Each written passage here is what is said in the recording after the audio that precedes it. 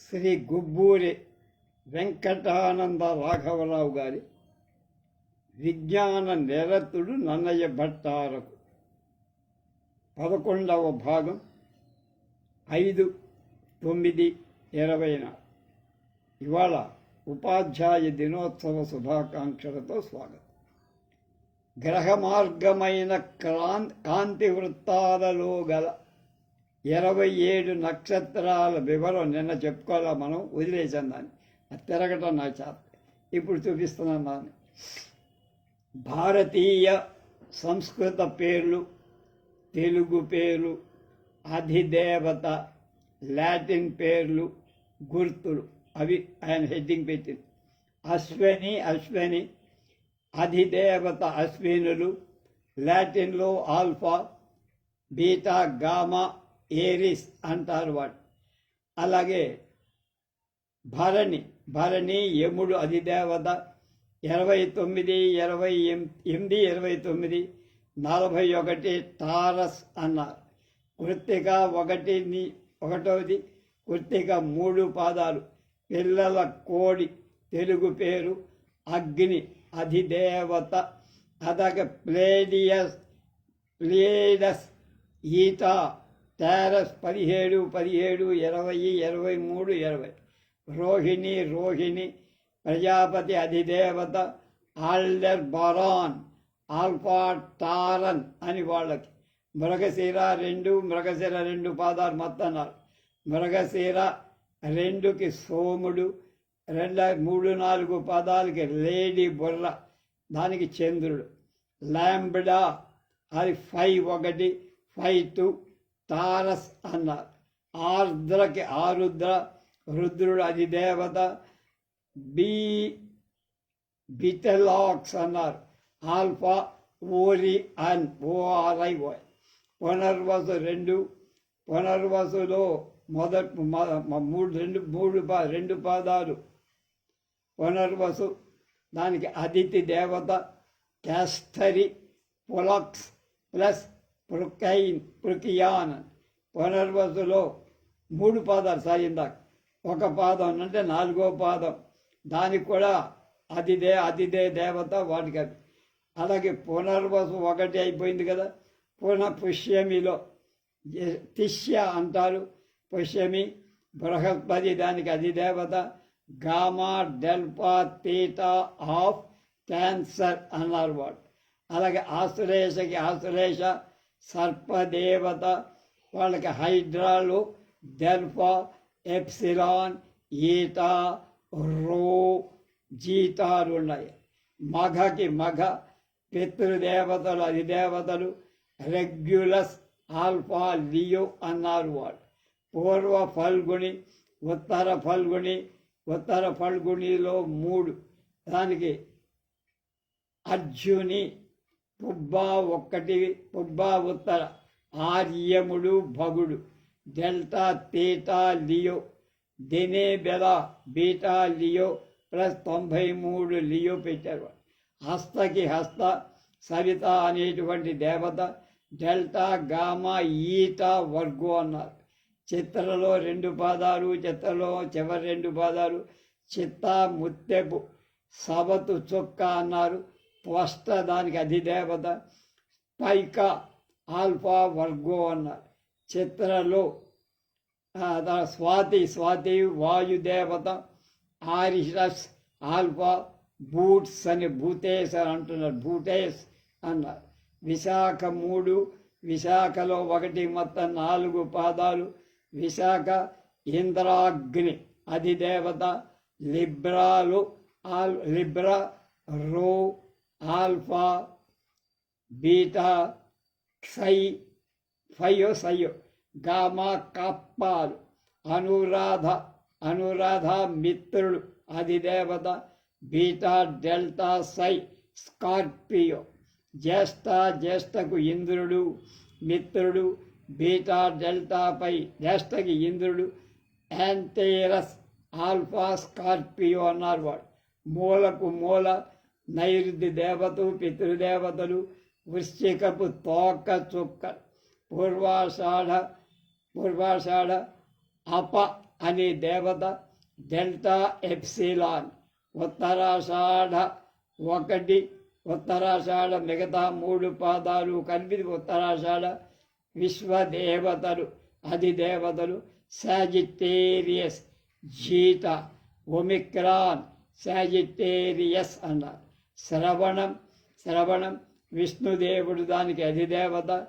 అల్తైర్ అన్నారు వాళ్ళు, ఆల్ఫా ఎక్విలా అన్నారు. ధనిష్టలో 2, ధనిష్టలో 2, వాడు 2 మొత్తం 4 పాదాలకు ధనిష్ట. వసువులు దానికి అధిదేవతలు, డెల్ఫియస్ అన్నారు వాడు. అలాగే శతభిషానికి శతభిషం వరుణుడు అధిదేవత, లాంబ్డా ఎక్వేరియస్ అన్నారు. పూర్వభాద్రలో 3 నక్షత్రాలు పాదాలు, పూర్వభాద్ర అజైకపాద్ అన్నారు మన వాళ్ళు.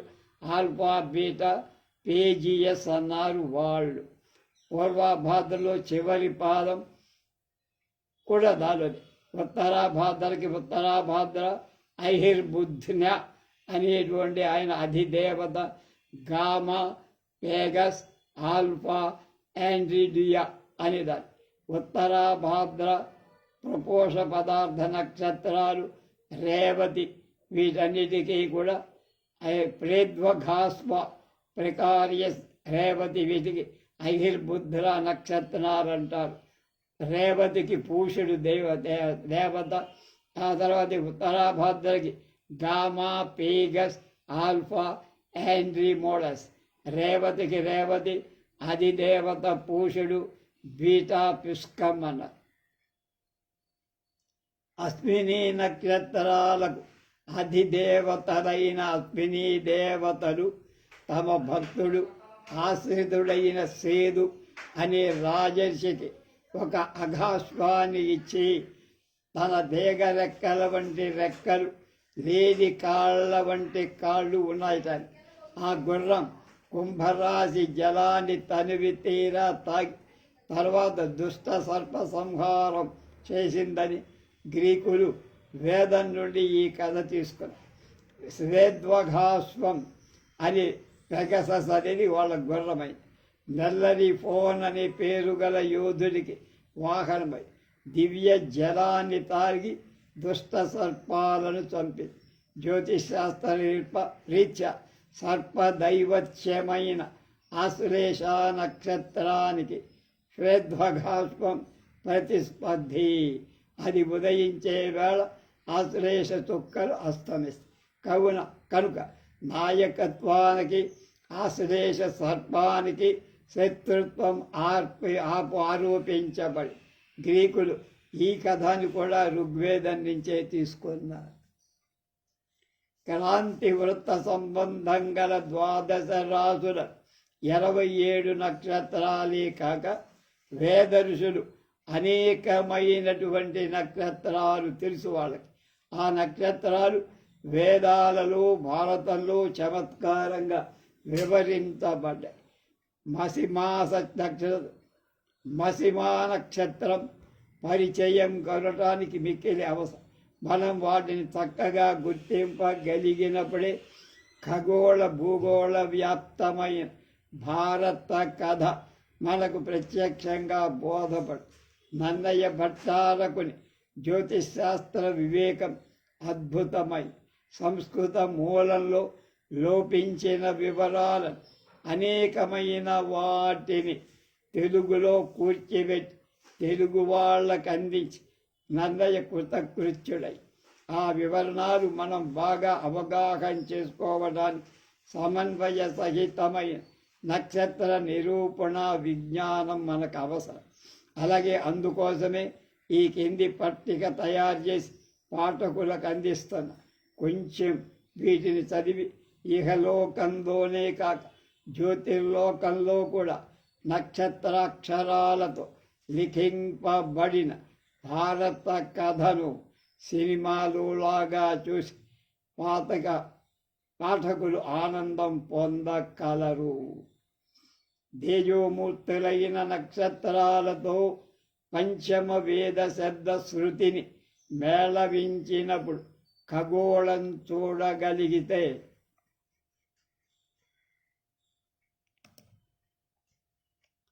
తాకి మిశ్రమంగా ఏర్పడుతుందని విస్మరిస్తున్నా.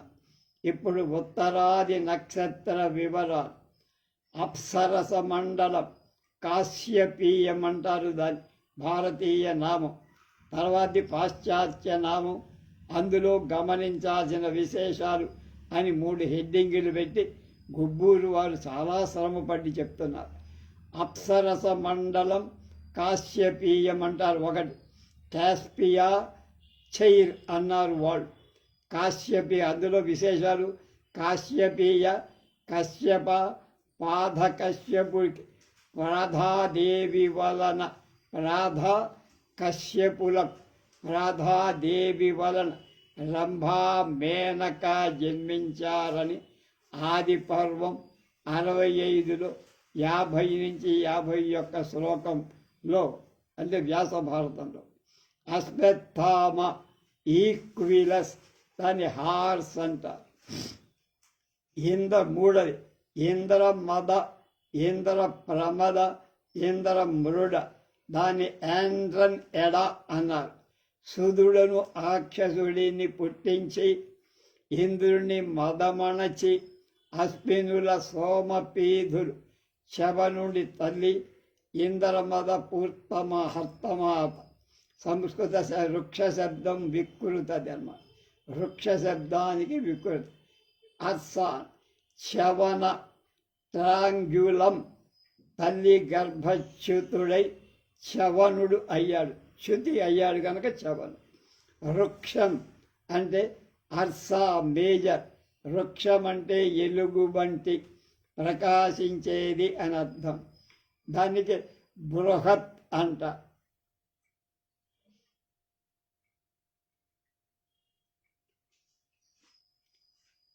వృక్షం అంటే బృహత్, లఘు కూడా ఉంది. అర్సా మైనర్, వాళ్ళు అర్సా మేజర్ అన్నారు బృహత్ దాన్ని.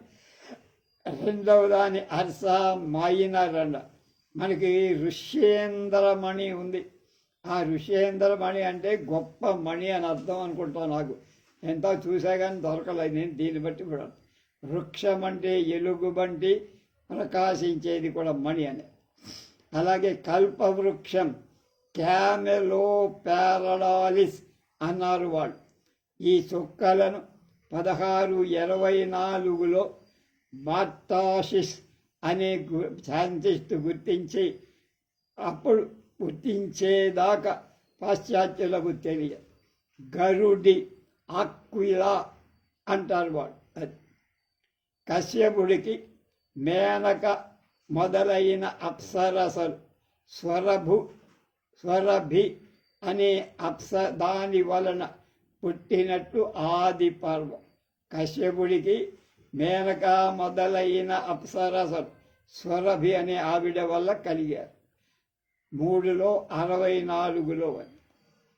వీళ్ళంతా కశ్యపుడి పుత్రికలే కనుక కాశ్యపీయులవు. అలాగే వజ్రాయుధం సాజిత అన్నారు గ్రీకులు. అలాగే పారిజాత వృక్షం లాసెర్టా, లిజార్డ్ అంటే బలి. 1690లో హెల్వియస్ అనేవాడు గుర్తించేదాకా ఈ నక్షత్రాలు ఉన్నాయని వాళ్ళకి పేర్లు తెలియదు. లెసీరియట్ అనే లాటిన్ మాటకు లిజార్డ్ అనే బల్లి అని అర్జున జాతం వీరికి బల్లిలాగా కనపడింది అది. అలాగే సేద్వఘాశ్వం లేక ఉచ్చైస్రవం, వాళ్ళని పెగాసస్ అన్నారు. భూతేశ, వాళ్ళు భూటేస్ అన్నారు. వసువులు 8 మంది, డెల్ఫినస్ అన్నారు వాళ్ళు.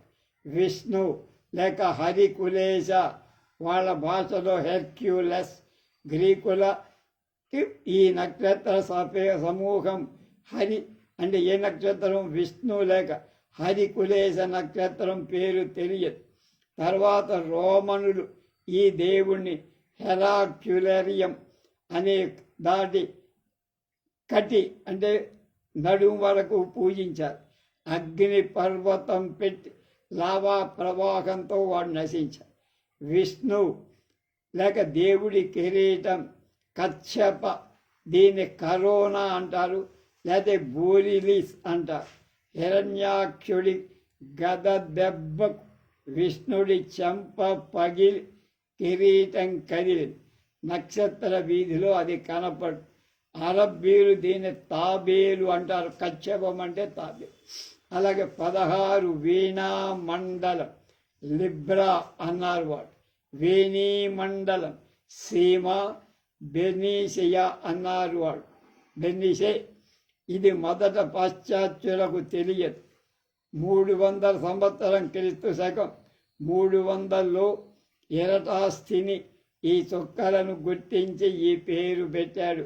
ఏ పేరు? సెమా బెరినిసెస్ అని ఆ పేరు పెట్టి. ఇందులోని గురించి కూడా పడమటి గాథ చూడచ్చు. టాల్మేని అనే రాజు శత్రువుల మీద దండయాత్ర చేశాడు. అతని రాణి తన ఇష్ట దైవమైన తన ఇష్ట దేవుడికి తన కేశాలను, మనం తిరుపతి మొక్కు పెట్టుకుంటాం, ఇవాళ జుట్టు తీస్తాను, అక్కడ జుట్టు ఇస్తానని, గుండు కొట్టిస్తాను. మనకే కాదు, గీకులకు కూడా వాళ్ళకి ఆ జబ్బు ఉంది.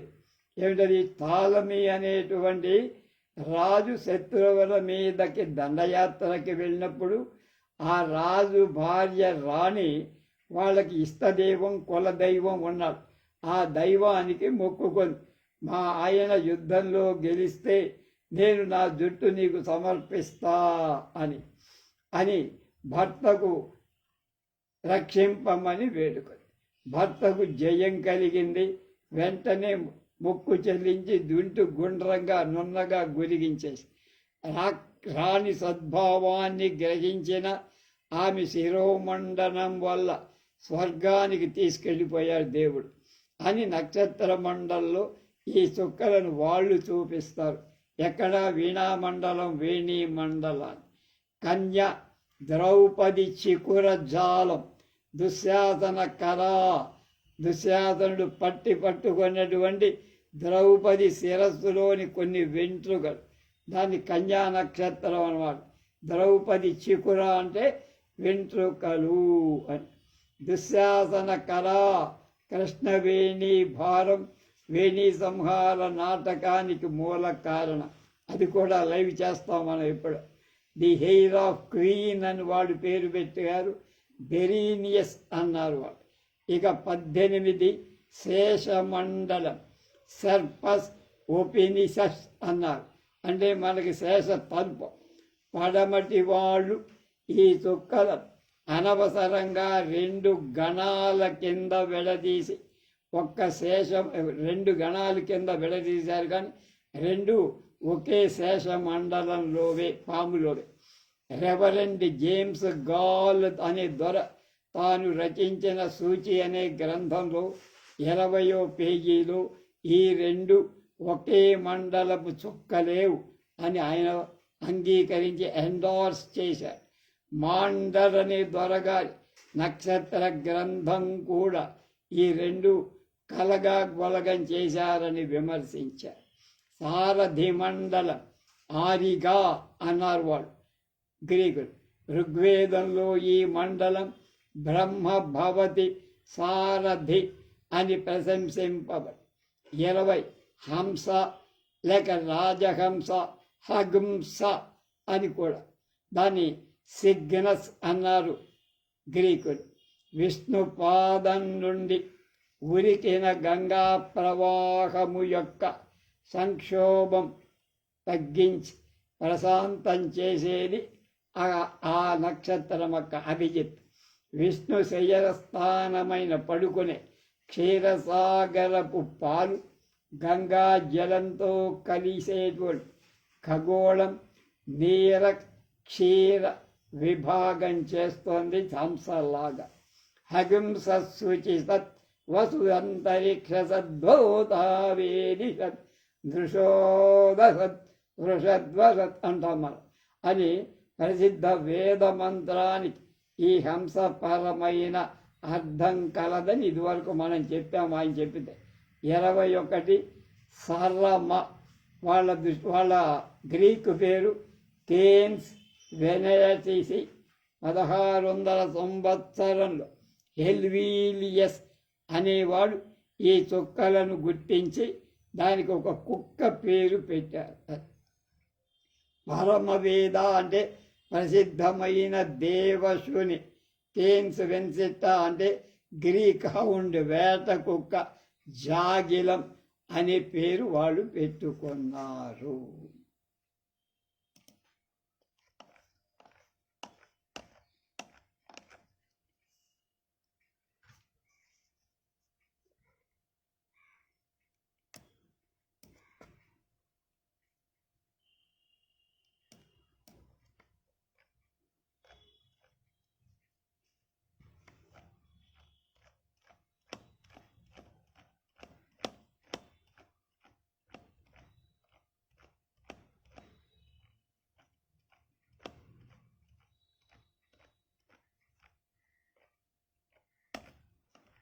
ఇప్పుడు ఉత్తర వైపు నక్షత్రాలు ఇప్పుడు చెప్పుకున్నాం. నిన్న దక్షిణ వైపు నక్షత్రాలు కూలంకషంగా గుబ్బూరి వారి పుణ్యమా అని తెలుసుకున్నాం. ఇప్పుడు భారతంలో కథ లక్షాగృహ దహనం అంటే లక్క ఇల్లుని కాల్చారు. పాండవుల మేలు దుర్యోధనికి అసూయ, ఏ విధంగా అయినా వాళ్ళని చంపాలి అని వాడి అన్నాడు. పాండవులకు విషప్రయోగం చేయించాడు, అందువల్ల లాభం దొరకల. ఆ సోదరులను అగ్నికి దగ్ధులు చేసి తుదముట్టించాలని దుర్యోధనుడి పాప సంకల్పం. ఆ ఉపాయం కొనసాగటానికి పంచపాండవుల హస్తినాపురం నుండి దూరంగా పంపటానికి చాలా అవసరం. ఇక్కడుంటే కుదరదు పన్నాడు కనుక ధృతరాష్ట్రుడి మెడలు ఉంచి దుర్యోధనుడు పాండవులను వారణావతం అనే చోటికి పంపించాడు. అక్కడ వాళ్ళు ఉండటానికి ఒక లక్కతో ఇల్లు కట్టించాడు. లక్షా గృహం అంటారు.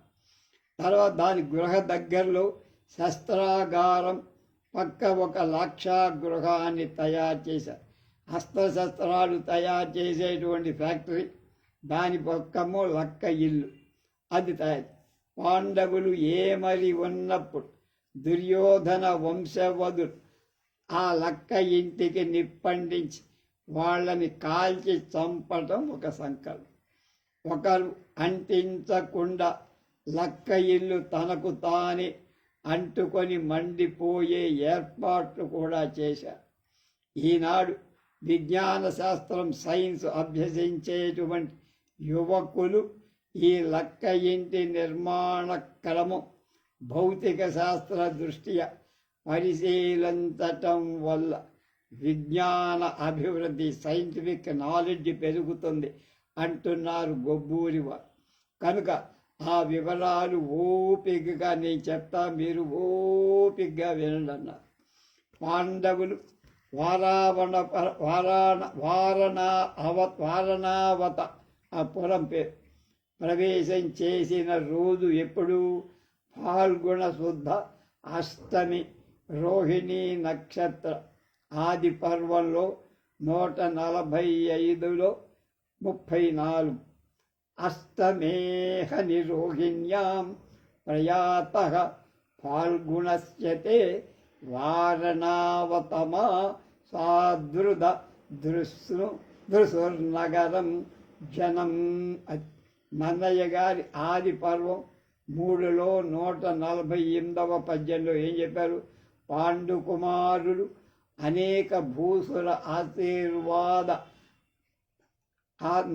ఆశీర్వాదనాదాభిరతులై ఆనందితులై ఫాల్గుణ మాసంలో శుక్లపక్ష అష్టమి రోహిణి నాడు వారణావతంబు చొచ్చి అక్కడ ప్రవేశించి, ఆ తర్వాత యుధిష్ఠరుడు లాక్షాగృహాన్ని జాగ్రత్తగా పరిశీలించి భీముడితో అన్నాడు. ఆది పర్వంలో 146లో 14-15 ఏమన్నారు? జిఘ్రాణోస్యవగాంతాగంధం సర్పిర్జతు విమిస్రవ కృతం వ్యక్తం ఆగ్నేయమిదం వేష్మా పరంతప. 15లో శనసజ్జర సంవ్యక్త మానీయ గృహకర్మణి ముంజు బల్బజ వంశాది ద్రవ్యం సర్వం ఘృతోషితం. సంగ్రహ రచనాశీలుడైన అన్నయ్య పై శ్లోకాలను తెలుగులోకి ఇలా రాశారు. ఆది పర్వం 3లో 149లోని కందపద్యం. ఈ గృహ కుడ్యంబులు లక్షాగర్భములు ఆజ్యతైల గంధులు మరి శస్త్రాగార సమీపము మాయాగృహమగునని అవశ్యం ఆగ్నేయంబై అనస్యమాగ్నేయంబై. సంస్కృత మూలంలో లాక్షాగృహ రచన అనేక వివరాలతో వర్ణించాడు వేదవ్యాస మహర్షి. నెయ్యి, లక్క, సజ్జరసం, వెదురు మొదలైన పదార్థాలు తాటి ఆకులలానే బహు త్వరగా నిప్పంటువని భగ్గున మండే స్వభావం కల.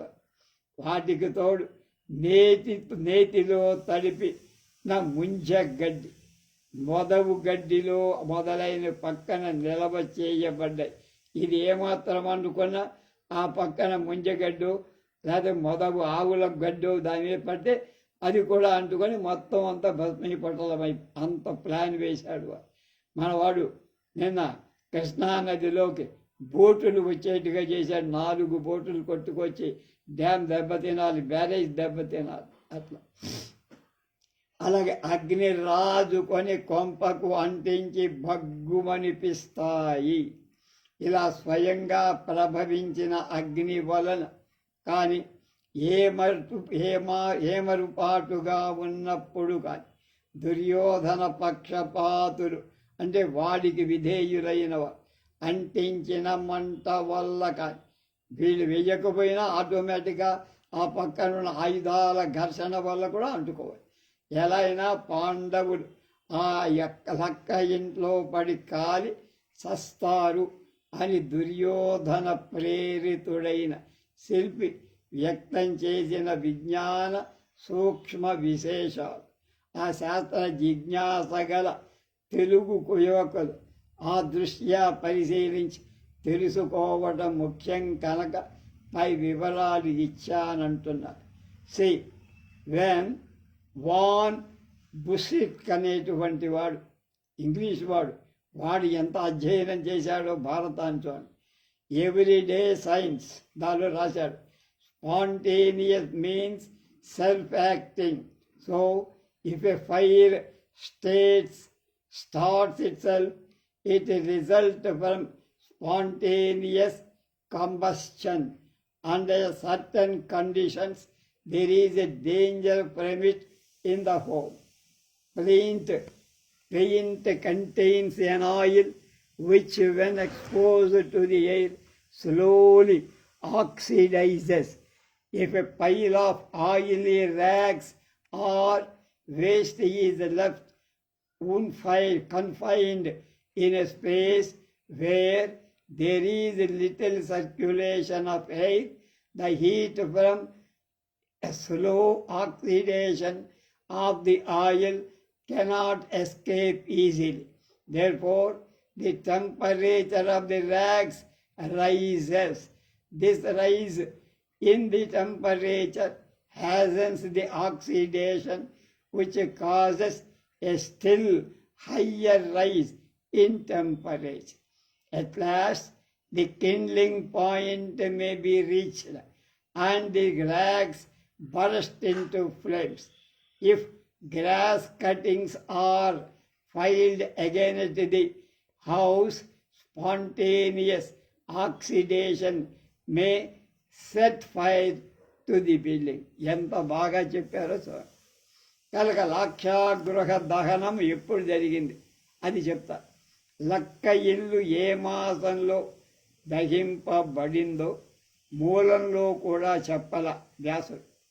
కానీ కృష్ణపక్షే చతుర్దశ్యాం రాత్ర్యావశ్యాం పురోచన భావస్య ద్వారి ప్రదాస్యతి హుతాశనం సూత్రాసగ ప్రదగవ్యా పాండవా పురుషర్షభ ఇది వ్యససితాం తస్య ధాత్తరాష్ట్రస్య ధర్మతేజ అని కృష్ణపక్ష చతుర్దశి నాడు దుర్యోధన పక్షపాతు ఆ ఇంటికి నిప్పు అంటించినట్లుగా ముహూర్తం పెట్టారు. అది ఆది పర్వంలో 147 ఏడులో 4-5 శ్లోకాలు వ్యాస భారతంలో. నన్నయ్య కూడా ఆది పర్వంలో 6వ పర్వంలో 156వ అధ్యాయంలో 156లో శ్రీకృష్ణ చతుర్దశి నాడు రాత్రి పురోచనుండు లక్క ఇంట దహనంబు పురి కొల్పన్ కావున ఇందుండి వెలువడిపోవునట్టి ఉపాయంబు అని లాక్షాగృహ దహన దినాన్ని స్పష్టం చేశారు. కానీ ఏ మాసపు కృష్ణ చతుర్దశో అందులో లేదు. కృష్ణ చతుర్దశే, అది ఏ నెల అది లేదు. పాండవులు ఫాల్గుణ శుక్ల అష్టమి రోహిణీ నక్షత్రంలో వారణావతపుర ప్రవేశం చేసినట్లుగా ఉందిగా. నన్నయ్య ఈ అంశం తెలుగులో రాశాడుగా. ఏ మాసపు కృష్ణ చతుర్దశ తెలపకుండా వ్యాసుడు ఎస్కేప్ అయ్యాడుగా. ఆ లోపాన్ని నన్నయ్య భర్తీ చేశారు.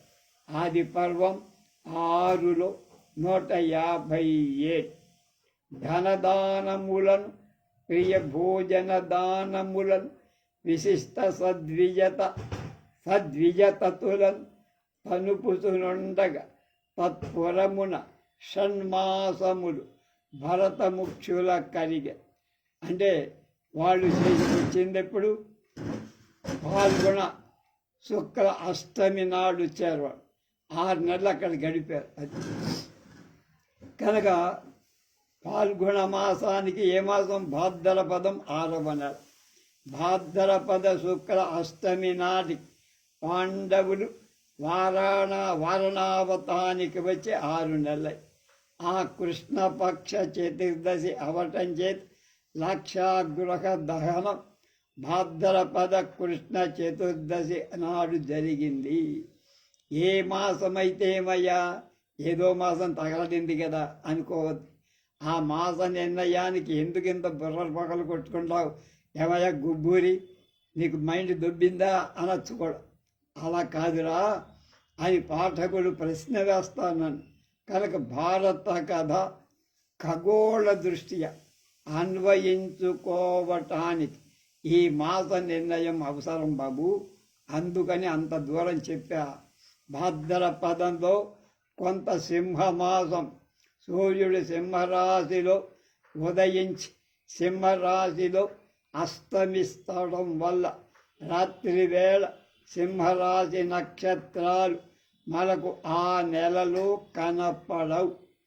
మఘ, పూర్వ ఫల్గుణి, ఉత్తర ఫల్గుణి ఒక పాదం ఇవి చేస్తే సింహరాశులు ఇవన్నీ కలిస్తే. ఉత్తర ఫల్గుణి 3 పాదాలు, హస్త 1 పాదం, చిత్రలో 1 కన్యారాశి, చిత్ర 2 పాదాలు, చిత్రార్థం అంటే చిత్రలో 2, తర్వాత 2 పాదాలు. ఇవి ఉత్తర ఫల్గుణిలో 3, హస్త 4, 3, 7, 2, 9. చిత్రలో 2 పాదాలు, స్వాతి 4 పాదాలు, విశాఖ 3 పాదాలు, 4, 3, 7, 2, 9 కలిస్తే తులారాశి. కనుక ధర్మరాజు యముడి అంశంలో పుట్టాడని తెలుసు కదా మనకి. యముడు పితరులకు అధిపతి అని తెలుసు కదా. మఘా నక్షత్రం పితృదేవతాకం. భారత కథార్థంలో మఘా నక్షత్రం ధర్మరాజు, ఉత్తర ఫల్గుణి నక్షత్రం అర్జునుడు, స్వాతి వాయుదైవతం భీముడు వాయుపుత్రుడు. ఖగోళ దృష్ట్యా భీముడంటే స్వాతి నక్షత్రం. కవలలు అశ్వినులు అంశంలో జన్మించారు కనుక చిత్రా నక్షత్రం పక్కన దిగువగా దక్షిణంలో స్వతర మండలంలో బాగా మెరుస్తూ ఉండే చుక్కల జత. వాళ్ళ భాషలో ఆల్ఫా బీటా చుక్కల జంట, అశ్వినుల 3వ స్థానం కనుక నకుల సహదేవులు ఖగోళ దృష్ట్యా ఈ చుక్కల జత భాద్రపద మాసం మొదలుకొని కొంతవరకు మఘ, ఉత్తర ఫల్గుని, స్వాతి, అశ్వతర నక్షత్రాలు మింట ఆకాశంలో కనపడ అని పాండవ సోదరులకు దుర్దినాలని ఖగోళ రీత్యా చెప్పారు. భాద్రపదం మొదలు మఘాది నక్షత్రాలు వ్రాలి సూరి తేజోహీనాలై అజ్ఞాతంగా ఉండక తప్పని రోజు. అందుకనే వాళ్ళు చచ్చిపోయారు నాకు. కనుక భాద్రపద శుక్ల కృష్ణ చతుర్దశి నాడు పాండవుడు లక్క ఇంటికి చిచ్చు పెట్టి వాళ్ళంతకు వాళ్ళే తాము బిల ప్రవేశం చేసి వనవాసాది క్లేశాలు పొందుతూ కొంతకాలం గడిపారు. As above so below. పైన ఏం జరుగుతుందో కింద కూడా అదే జరుగుతుంది. అంటే ఆకాశంలో నక్షత్రాలు ఎలా సంచరిస్తాయో కింద మానవులు కూడా. మన లగ్నాలు పెట్టుకోవాలంటే నక్షత్రాన్ని బట్టే పెడతాం, తిథి బట్టి కూడా కాదు. అది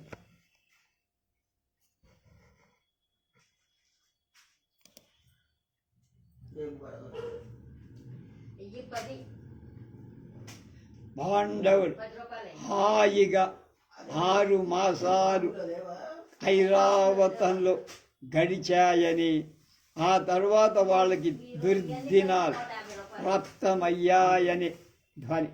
నన్నయ్యకు జ్యోతిర్విజ్ఞానం